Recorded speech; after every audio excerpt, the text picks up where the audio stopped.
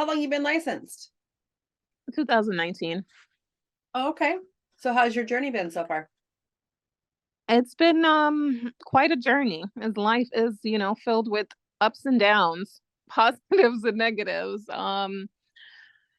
Just basically continuously getting systems in place, just like the market continues to change, so you got to change with it, and hope and pray that you're changing in a positive light that flows with, the natural flow of life concerning where we are. So how do you feel like you're faring? Where do you feel like you're struggling? I don't have any like people within my connections. You know how they say call people that you know, Your sphere. Mm-hmm. and I don't know anyone. So when I was on a team, I would like, get of course leads from that team until of course any lead you have to work it. And it wasn't a lot of leads basically happening with the team I was in. So now I'm just basically using different type of strategies on how I can get leads from basically being consistent with posting on social media. Nice. Okay. There's one thing when we talk about like your sphere of influence, and I actually dislike that term because it makes you feel like, oh, do I have friends? How many friends do I have? It's like taking account of how popular you are.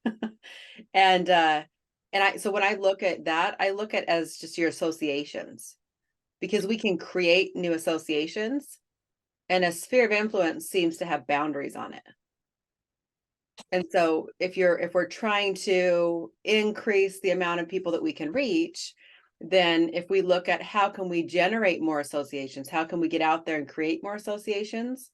So whether that's by service, whether that's by, attending events in your neighborhoods, in your cities.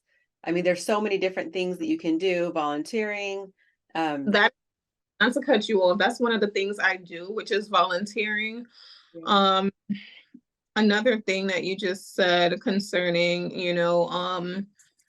just basically reaching out to individuals within your sphere. And I'm going to be honest, like I have absolutely none within my sphere, so I do try to be looking for like networking events, which for some reason they all start at night, and by the time night, when the sun goes down, my body is ready for bed. Yeah, so I it's get that. So it's like, that's like one of those things where the networking, and while I plan to attend the networking event, and then that time comes, I'm like, my body is tired. The day is over. I'm ready for bed. Yeah, like that's sweatpants time. That's not networking time. Yeah, Exactly. for sure. Exactly. Yeah, well, and and that's great too, to like network with other business individuals. We can also look at how can we provide value or even network people together.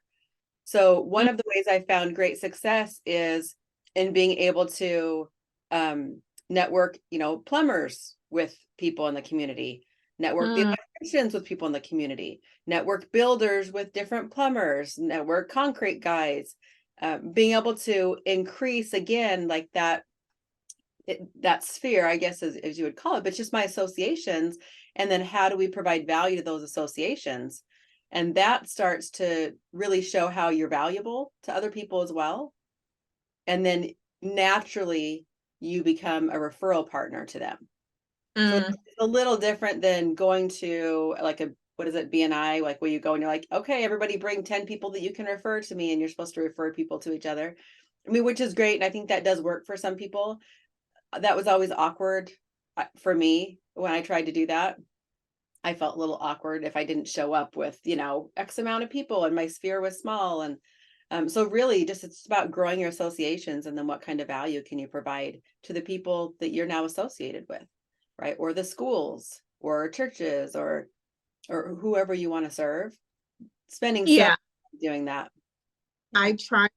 Well, I went to this high school a few days ago, probably on Monday, to see if they would allow me to speak, to the high schoolers concerning real estate as well as financial literacy concerning the credit and stuff like that. Mhm. And like I said, I do like volunteers, and thank you for reminding me concerning electrician and plumbers, because you know what, I do tend to network with other individuals like hotels or stuff like that, but I really haven't thought about, electricians and all this other stuff, which, is basically good with networking and sharing that information as well. So I appreciate it.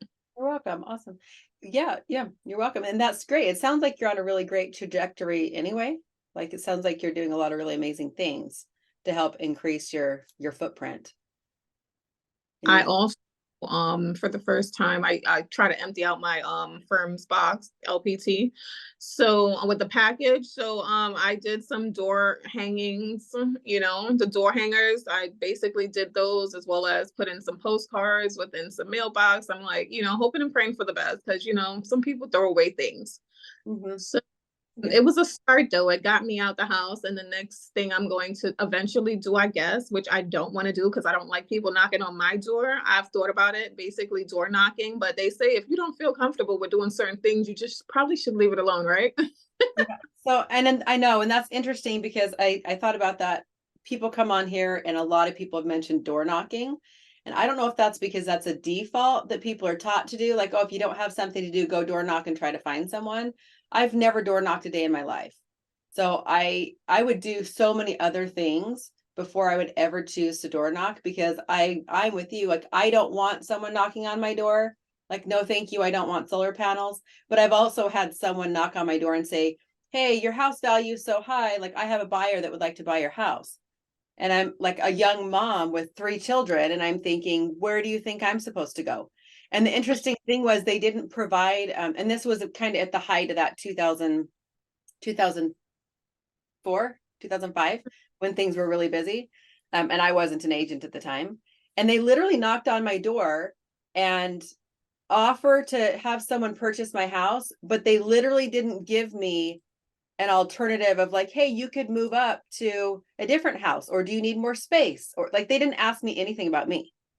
They literally Wow. said, like, I have a buyer that would buy your house. So therefore, I shut them completely down because I had no other idea of what I would do, and they didn't offer that to me. All right. So if we're going to be approaching people, it's so important that we're not just out for like a specific purpose. We really need to listen to what people are saying and think about their circumstances and how can we help that person in their circumstances.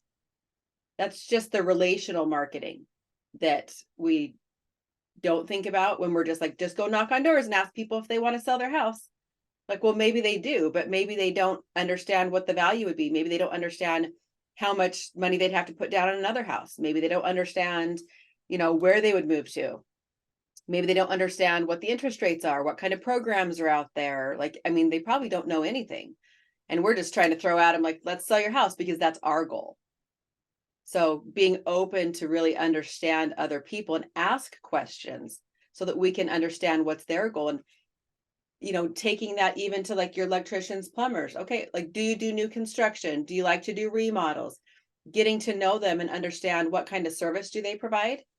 Who do they like to serve? So that you can refer people to them.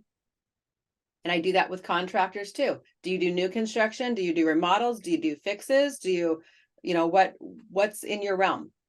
Because then I now have in my arsenal, number one, someone who can help my clients.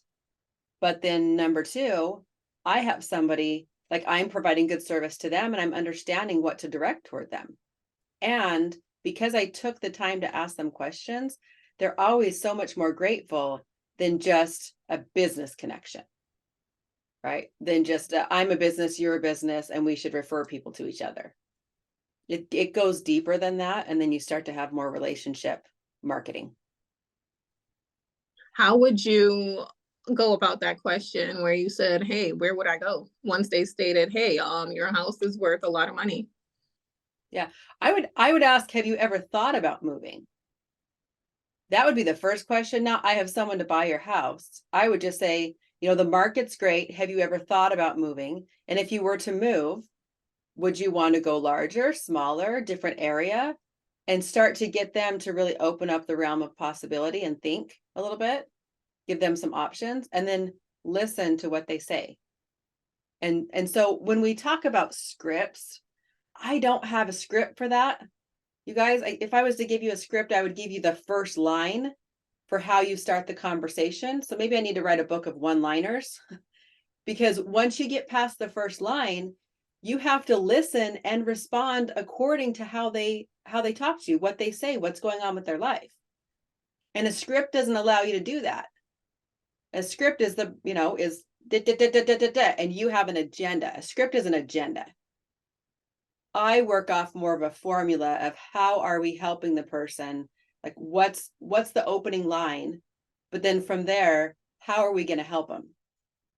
Right. And then we move that direction, and it's received so much better, and you convert at a higher rate. You use those same skills when you get a lead, anybody that you call. If you get a phone call, if you have a Zillow lead, if you have anything that trickles in Facebook leads, my first question I ask anyone when I have a lead come in, I say, hey, I received your information that you had questions about possibly selling your home. Tell me what's going on. That's my line. Tell me what's going on. And then they will open the floodgates. Me and my husband are getting divorced, or I had my next kid and we don't have enough space in the house, or whatever their situation is, that gives them the runway to start answering that question and be able to share that information with you. So that's the only question I ask. I don't go through a whole bunch of questions. It's literally just what can I do for you? What's going on? That's it. And then the conversation goes from there, and I have to listen and then respond accordingly. Right. Yeah. That's relational marketing, according to me.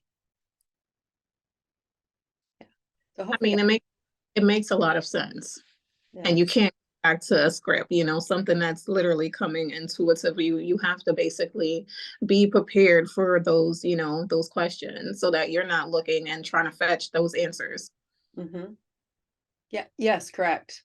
And if we don't have the answer, if they ask a question, this is, I think, a fear of a lot of people when we try to over prepare.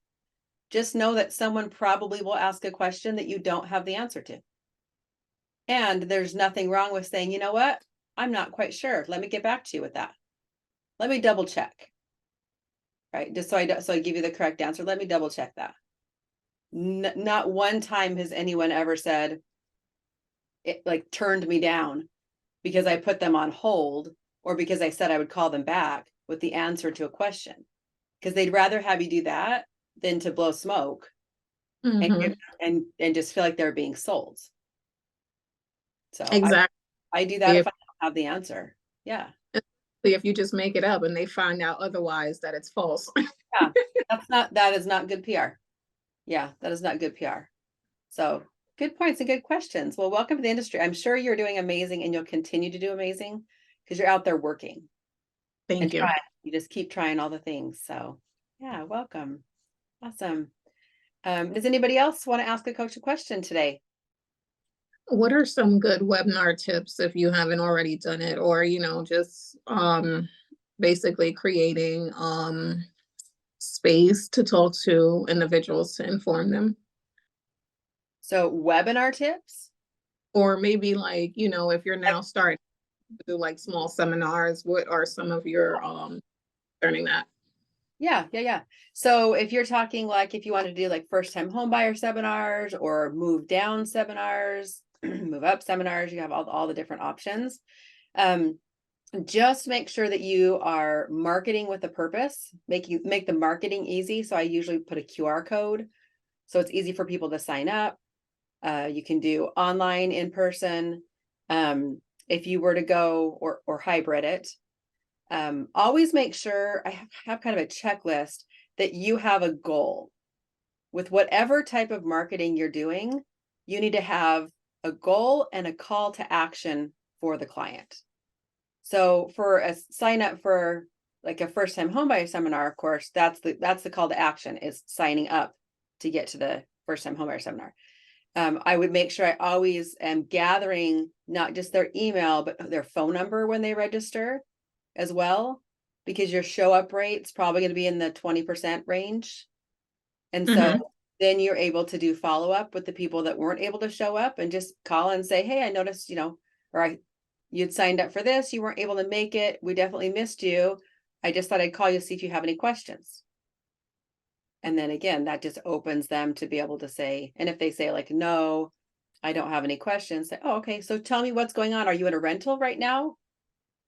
Right. And then start to, for them, like, again, try to find out what's their situation and why were they even clicking on it to start with. So asking a few questions that way.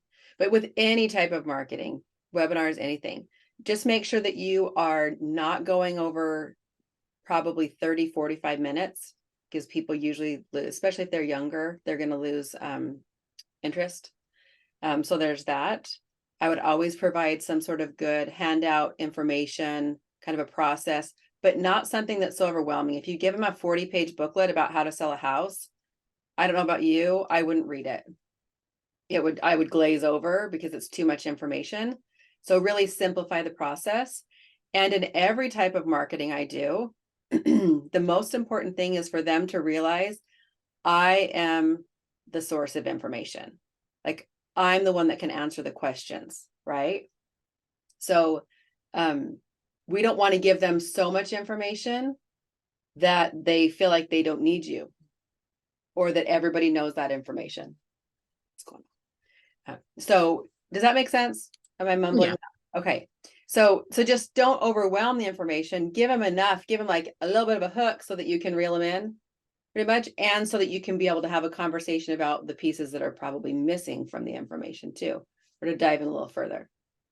So, and that's, be prepared. If you do first time home buyers, our 20-year-olds, oh my heavens, I put that on silent. Sorry guys, don't know why that's doing that. Yeah, it's on sleep. Stop calling me. Just kidding. But right now, when you work with the younger generation, like that 20 to 25-year-olds, dude, strap in, because they are rough. They are a little harder. So hard. They're so hard. Anybody? Okay, I'm getting a head shake from Brenda. Like, they don't have you have to teach them a lot, because they don't have like a realistic outlook on payments and debt and pricing and what they want, like the realistic vision of what they want versus what they can afford. And even if you try to tell them, they still kind of don't get it. And you have to tell them again. It is a whole trip. I'm just saying. So if you love the 20-year-olds, that is great. It is good. It is a big population of people who need to buy houses now. And so it's good to educate them, but just know they are going to like take some good time, because they don't quite get, we had a client, I'll give you an example. I had a client and they kept calling the lender and said, well, I want my payment to be $1,100. How do I get my payment to be $1,100? And she said, you buy a cheaper house. Right? And they couldn't understand it. They asked us that question so many times, asked me too. And I'm like, okay, here's the correlation between what your payment is and the purchase price we're at. And they just kept saying, well, how do I get my payment cheaper? And I'm like, oh my gosh, just buy a house. Anyway, patience, lots of patience. But there's a lot of people in that age group who need to learn how to buy a house. So first time homebuyer seminars would be a great thing to do, fill your pipeline. There's also two different buckets, you guys. If you look at your lead generation efforts, I'm always looking at it two different ways. You have your more instant gratification, or your faster high impact lead generation. That's in one bucket. And you need that because that gets you a faster paycheck. But you also have your long term. And that long term is going to be a little bit more of like your webinars that you're going to do for your first time home buyers. It's going to be the nurturing, the relationships that you're building with other businesses. It's going to be if you were to do relocation packets for other businesses. Those are long-term investments where you're going to fill your pipeline for later. And so don't get those two things confused. And if you get in a point where you're frustrated, and this just is for everybody, if you get to a point where you're frustrated because you're like, I'm not getting any, like business isn't moving and I'm not getting leads coming in, but I'm doing all these things like social media, that is a long-term investment. That's more of a branding investment. Right? That's filling your pipeline later. That's that consistency that you have to do. That's 50% of your business. The other 50%, you're going to have to do boots, phone calls. You're going to have to do more person to person type of marketing in order to try to convert to buy something faster. So, but your business needs to have both things, and that's how we scale, is by having both those things going at all times. Awesome. Okay. Who else has got a question today? What else is going on in our real estate lives? Lisa, Brenda? when you were talking about the millennials, and I just want to go back to that just for a second. My experience has been that they love the house in the morning, looking for furniture in the afternoon, and by 5 o'clock, I've got a cancel deal because they've just changed their mind. Yeah. And it's not long term. It's what's happening at the moment. Yeah. We And have. and then this is a different generation who's buying. When I first bought my house, we were looking at the long term, but there wasn't no love it or list it, flip a flop Las Vegas. That there weren't all these shows on TV. And so what I have really noticed just with the younger buyers, is there's a budget to buy it, and that money is solid. That's rock solid. And that there's also a budget to change it. And if the budget to change it goes over $10, they're out. That's funny. Okay, I was just gonna say, like, you have people that are willing to change things. They don't Oh have, yeah. yeah, Oh yeah. They they don't walk have in the skills. already with ready to repaint, ready to change out the kitchen, ready. I mean, there's a budget in their head, Yeah. um that they feel, let's do it. Let's change it. Let's go in there and change it. And if they can't get the changes they want for the budget they have in their head, they're out. Mm-hmm. And we're going to go look for another house. Yeah. So They'll look for another house while they're in contract with this one. yeah. And so it's not. I've just learned to move and move quick. Mhm. So how are you combating that?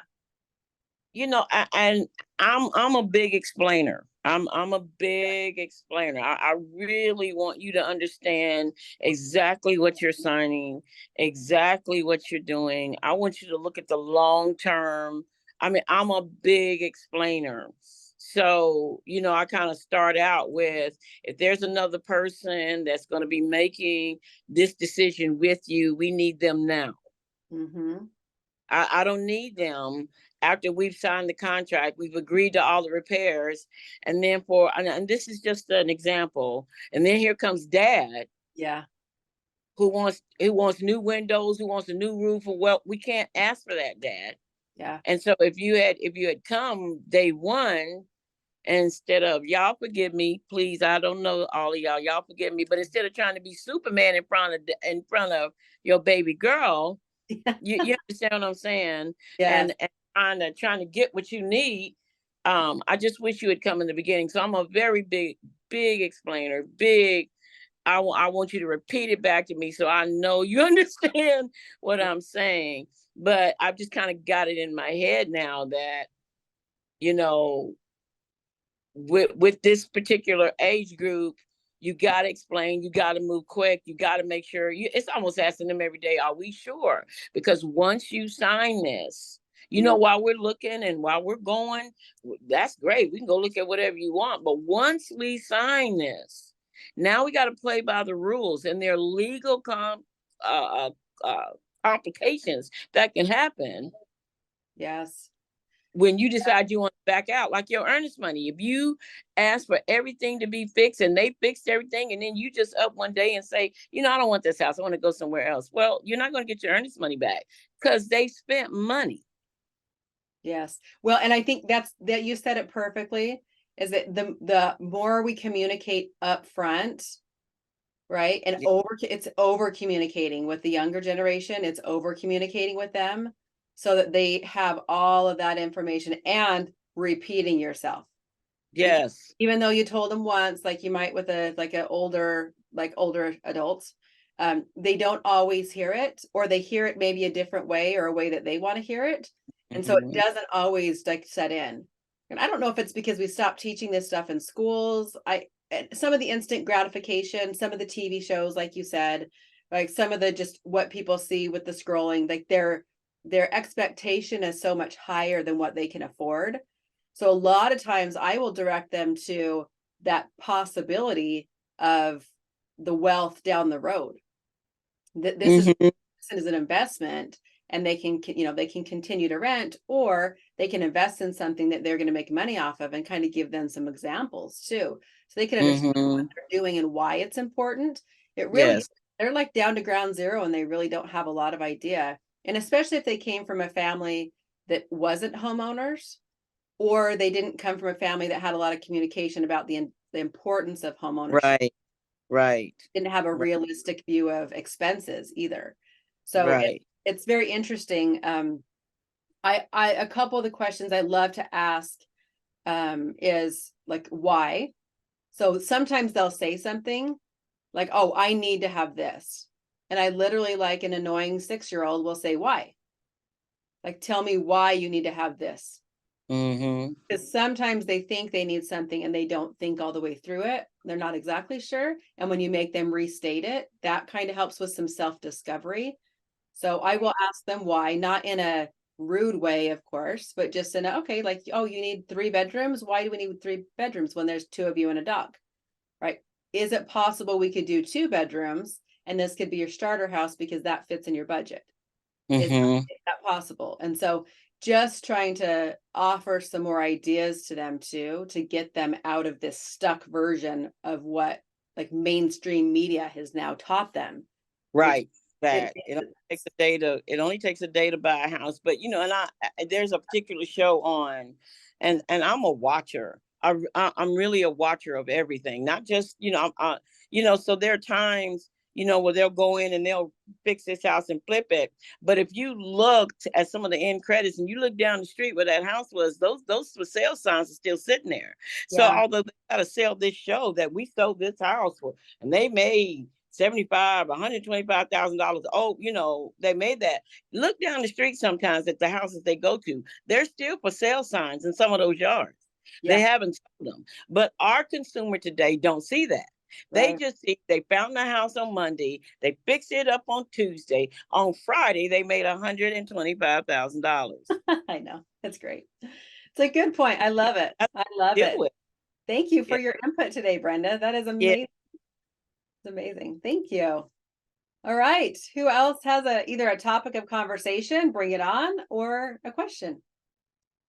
So What's the most popular form of lead generation for you, in your opinion?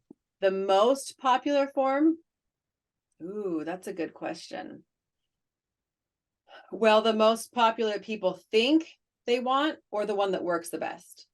The one that works the best. One that works the best. If I were to right now, so it changes. Okay, so I'm gonna say it changes because it depends on what's going on in the market. All right. So I play the market and I watch to see what's going on. So I'm going to anticipate the need of the people in the marketplace. So right now it's slow in our area. I'm in Idaho. Things are a little bit slower right now. They have been since the interest rates went up in May, June. We started to see kind of a decline in houses sitting on the market longer. So what that means to me is 3 things, 3 different people that I would market to. Two different people I'd market to. So the first one would be anything that expires. Because anything that expires, what happened, generally speaking, is they either did a poor job presenting the listing, or they did a poor job communicating to the client and letting them know that, hey, our market's shifted and you're going to be sitting longer, or we need to make a price adjustment, or whatever that might be, whatever the situation is. I would go analyze that listing and see why didn't it sell, and then that gives me a pitch to that expired listing. So that's the first thing I would do right now, because that's what we're seeing more of, is a lot more expired listings. The second person I would pitch to is any for sale by owner. But again, it's because they're frustrated, because everybody was still in that shift of things would sell quickly. So I can just sell my house myself. And that worked for quite a while, but it doesn't work anymore. Right. And so I thought, okay, they're probably frustrated. So that's the next person I would pitch to. And then the third thing I would do and those are faster wins. Okay. Those are people that have raised their hand that say, I want to sell my house. That's a fast win. That's why I would do that right now, because it's a fast win. But remember, when I talk about doing that, you prepare to call the person. I've looked at their listing, I've run comps, I have a plan, and I've assessed it to tell them why it's not worked, why they haven't sold. So I'm coming to them with a lot of valuable information, which is different than picking up the phone to call every for sale by owner that says, hey, do you want to list your house with a realtor? Because that doesn't set you apart. So there's a different approach that I take. The not fast thing that I would do right now is I would work on my relocation package, so if you're familiar with like large companies, if you take, say, Heinz Foods, right, or Ida, we're in Idaho, so we have potatoes here. But if you take any of those large companies, they have relocation companies that work for them, okay, or that work, I don't know, it's a benefit. And so they have realtors on their, in their, I don't know what you say, like in the network, that will do relocation for any of the employees, and they usually receive a benefit. There's usually closing costs associated with that, or the company provides moving benefits or whatever that might be. So what I would do is create my own relocation package for smaller companies. So when we talk about, as we talked about at the beginning, like creating relationships with your electricians, with your plumbers, with your contractors, with your dentist, your eye doctor, like your school district, they're not big enough to have a relocation company. So they don't generally provide any relocation benefits. So create that. You now become that for them, right? So you can create this relocation package. I taught a playbook, and underneath marketing on my website, I taught and kind of provided all that information for a relocation package. So I would go around pitching that to people, one a week. I'd go pitch that and start being their go-to person, and then provide a benefit to the people in their office. So whether, and you choose it, it's up to you, and your broker may have to sign off on it. So maybe ask them, but I'd provide like $1,000 toward their closing costs. It's legal. You can credit them that at closing. That's a legal thing to do. Legal, not illegal. So I would do that to start creating more relationships. And then you have to foster those relationships. You have to have a plan to foster those relationships. So those are things that I would spend time on right now. If you have been in the business for a while, my favorite thing to do is to love on the people that I've already served in a very specific way. And I've talked about that in lots of episodes, so I won't kind of belabor that point. But I have a very specific follow-up plan. And literally, I keep getting text messages from my clients and clients that I sold houses to 4, 5, 6 years ago that I don't talk to other than that. And they message me because I send them things 3 times a year. And so that's big. So again, that's like harnessing your past clientele. That's important to stay in touch with them too. And that's really where I've got my business from, is those things. That's how I built $1 million real estate business, is through that relationship building and just getting out there and asking. Yeah, I never paid for, all the other things, but yeah, hopefully that helps. How do you respond to FSBOs continuously ranting they don't want to work with a real estate agent because they don't want to pay them?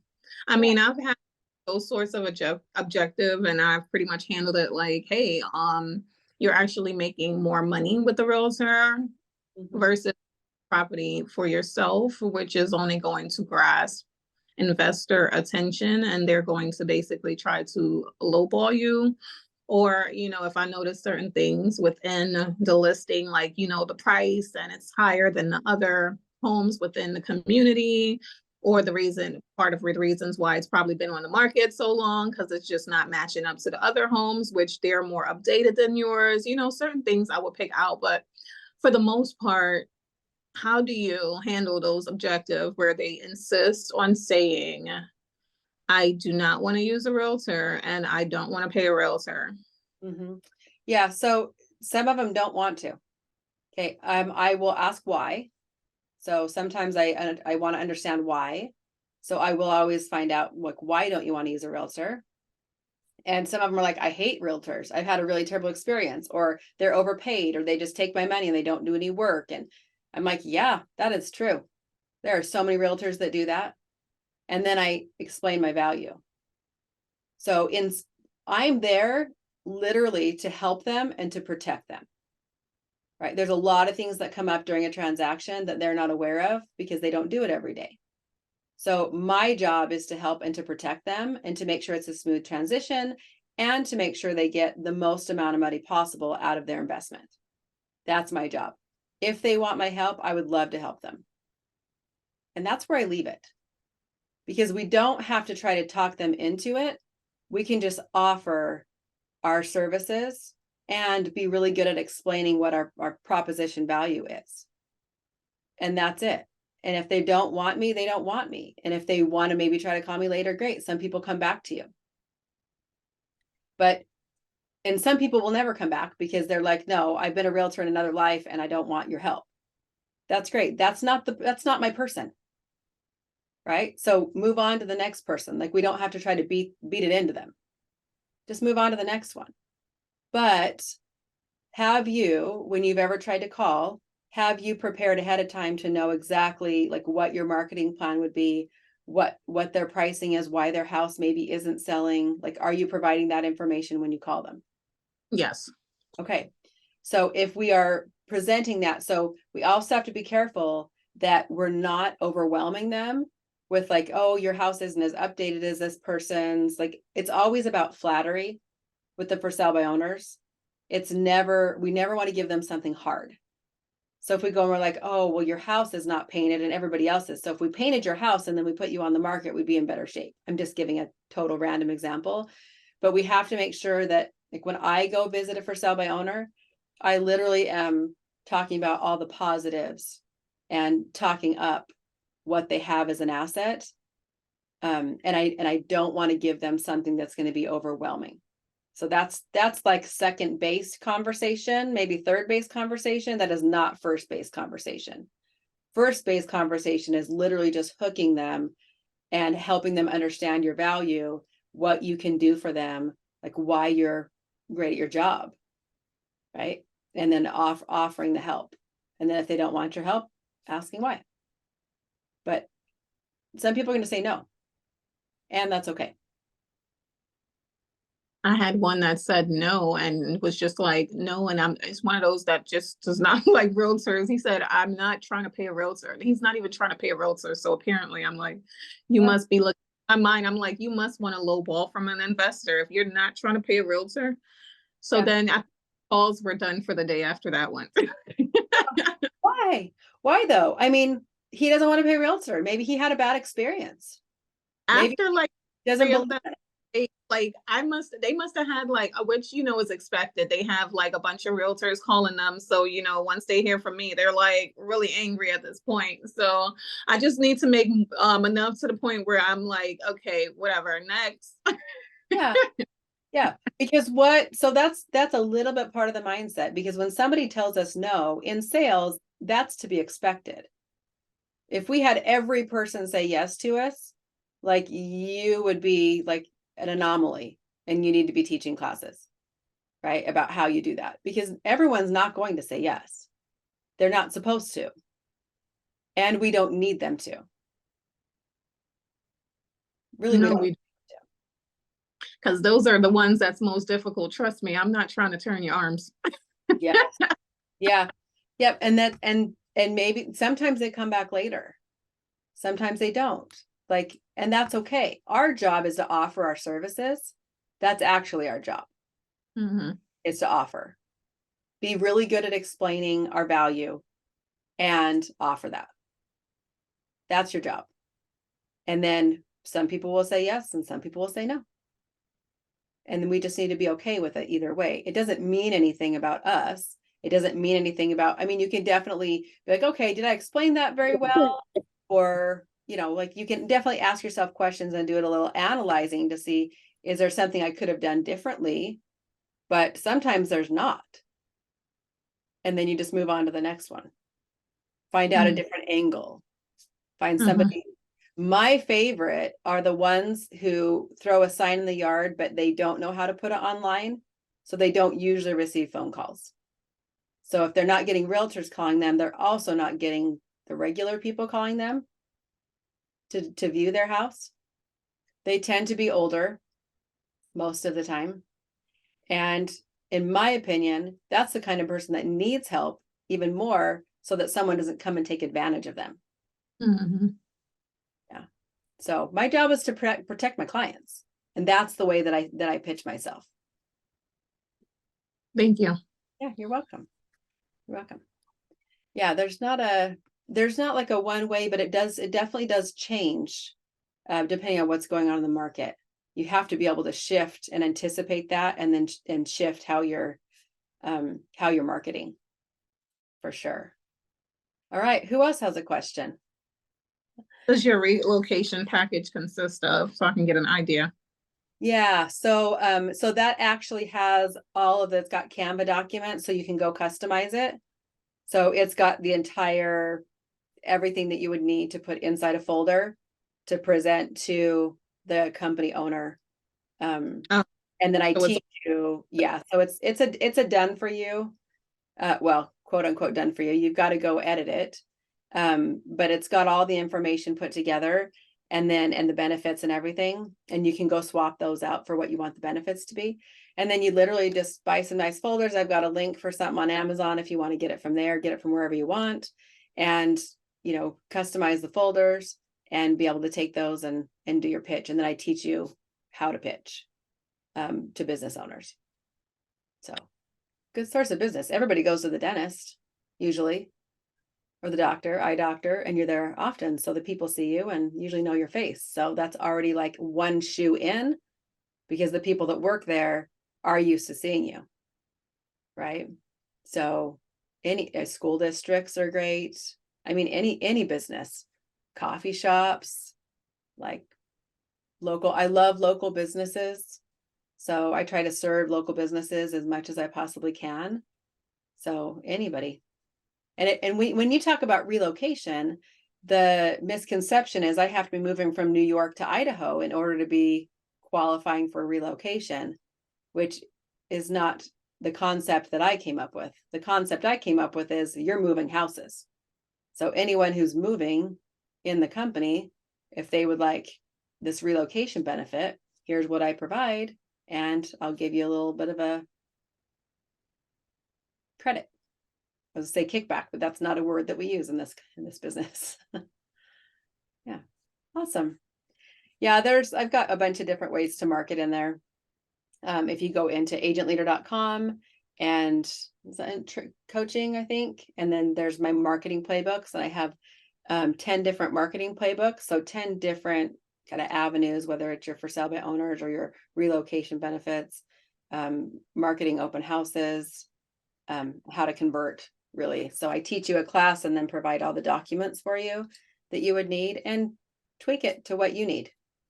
Right. But gives you some good ideas. Agentlender.com? Agentleader.com. Okay. Thank you. You're welcome. Anybody else have questions today? So for me, I recently just paused. I know a lot of people, coaches and stuff say, yeah, this is the time where you keep on doing your ads or promotions. But for me, I just said, well, I'm going to pause mine month of December and like the first week in January. So I do like Google pay-per-click and Facebook ads and Google local services ads. Anyway, and they just ramp that up, mid-January when people are starting to get out of that funk. Yes, like I was saying earlier, people say, don't do that. You should go more in. Well, for me, I'm okay to where like I'd rather fish from a pond as opposed to fish in the ocean, which Yes. that's the ocean right now in December, and I'm okay Yes. with the probable opportune loss, but I'm fine with that, right? I'd rather, like I said, fish from a pond in January, Yeah. February, spring. So I don't know what your thoughts are on that. I shut off some ads in December as well. So you are in competition with anything that's holiday themed, that's like, that looks like it's like a holiday sale. Those actually, I was actually on the phone with Facebook this last week, and those actually get priority over like a regular ad Yep. if you're in the bidding. So you definitely start to see there's a lot less time at the moment for people to be on social, or if they're on social, they're getting the ads for things to purchase for Christmas or whatnot. And so, yeah, it's not a bad idea in my opinion. I'm not like a total professional, but I watch my numbers and I watch if I'm burning money, because to me, I'm just burning money at that point. Yep. And so I'd rather invest it in something different than to just keep putting it into Facebook ads. Google ads, I couldn't tell you if that changes in December. I actually have one of the world's top Google ads specialists coming to my conference in April to come actually teach us about Google ads. And then he's actually providing a very specific package for realtors, geared toward realtors for ads. And so that would be a question I would ask him is there a difference in time where we need to like maybe invest less in the Google ads because we're competing with something else like you are on Facebook. So Google ads are a different beast than Facebook ads are. So if you, anyway, that's going to be April 15th in Idaho. He's coming as part of the Equip conference. So if you look on just agentleader.com, if you scroll about halfway down, you'll see Equip, Prepare for Purpose. We've got podcasting, Google ads, sales, objection handling from a corporate coach. We got some amazing stuff coming to like teach you how to actually take more action, be better in your business for 149 bucks. Is it the blog you're talking about, or Say that again. is it the blog or Nope, go down a little more. high performance coaching for realtors, Keep going. VIP list? It'll say Equip. Probably need to bump that up to the top of the page. So that's actually a good reminder for me. Oh, Equip, yeah. There you go. Like, a lot of people claim themselves as a Google, whatever expert and offer. Yeah. So he worked for Google. Like his Instagram or something, like just see what he's talking about, right? Yeah. So he actually, so you can go read a little bit about him. He's a second guy. If you go click on the Equip page, you can scroll down and see all the different speakers. I'm actually flying him in from Australia. He worked for Google. He ran millions of dollars worth of ads and taught. Yeah. So this is someone who like actually has experience and actually taught and trained people in Google, but also ran Google ads himself for big clients, like hundreds of thousands of dollars worth of ad spend that he was allocating and using and running for them.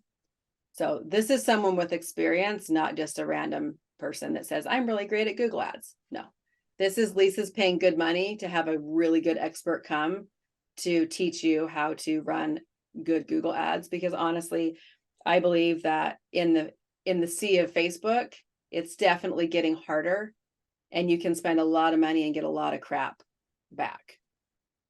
So Google ads, you're having your own website, your own landing pages. I mean, it's really where it's at for people to be able to find you because they're still Googling agents, right? They're still looking for agents in your area.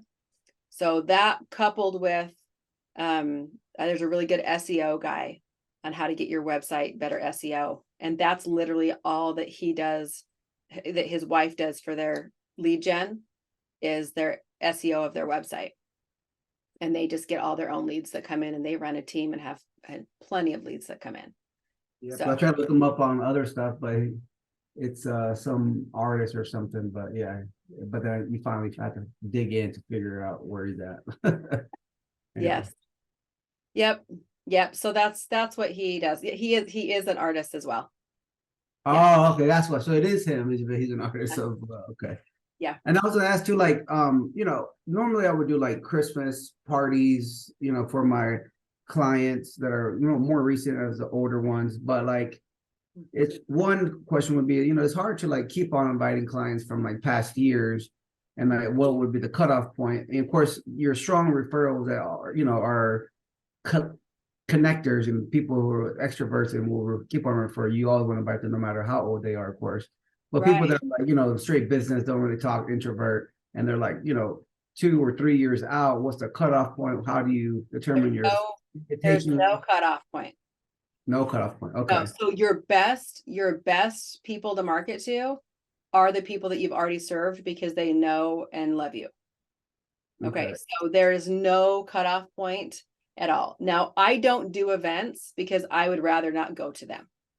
So that's not something I do because I also can't, this totally my opinion. I know some people love events and they do them. And if it works great for you, do it. I'm not saying not to. What I'm saying is I'm scaling my business. As I scaled my business, I don't have time to put on 2 and 3 and 4 client events every year. And I got 3 kids. So I barely can like survive life and Right. go to all my kids' sports 3 times a week when they're all playing basketball. And then if somebody wants to invite me to an event on Saturday, I'm like, no, I'm in my sweatpants by Saturday. Like we're at a game. So that's not something I can attend. So events where you are reaching out and inviting people, which is great. The only people that are benefiting from that are the ones that are actually able to attend.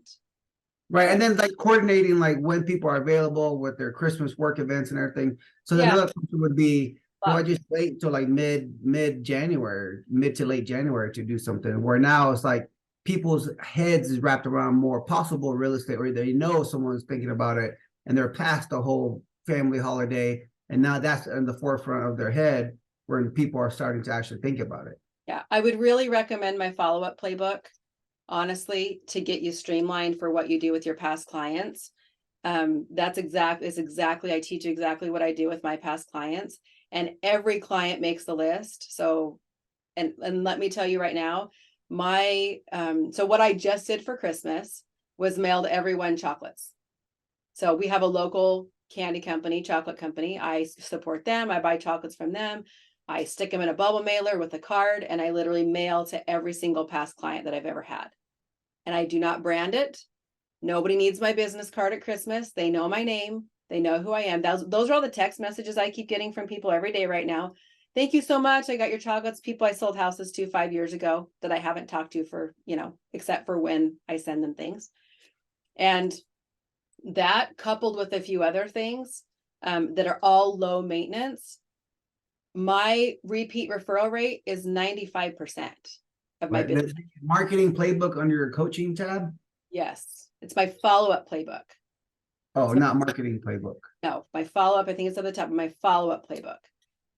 It Um, simplifies your life and it keeps your clients engaged. And I literally swear by it. I created that. I've added to it a bit, but created my first year in business. And every client, so here's the numbers, okay? I've sold about 780 houses now in my 9 years. I'm about hitting 9-year career. Sold 780 houses and made lots of dollars. And my client list is 275 people. right. Yeah. So basically, for immediate action, immediate something that can affect your business, help your business right now in December, is buy this $39 follow-up playbook. Yes. Go through it, implement it. A quick action item, do it now will really help impact your business, set you up for success Yes. in 2024. Yes. You stay in front of your clients, they remember you, and you're providing something that everyone loves a gift. Everyone likes to feel appreciated, right? Everyone loves a little something in the mail. And in there, I guess you do like you will advise on what you could put on there. Of course, no business card, no, just maybe a handwritten note, maybe a special connection with them or remember a memory. And if not, then something more. If you have a small enough client list that you can do that, but when I'm signing 275 cards, I don't do that. I literally just sign all my cards or say like Merry Christmas or have it like hope things are going well, like write a quick message, sign my name, and then stuff the cards. So all the cards are nearly the same, unless there's someone very specific, but it's too many. Yeah. When they were You smaller, have and to like, go ahead. oh no, I say when it was smaller and I had a smaller budget my first year, and I had like 48 clients my first year.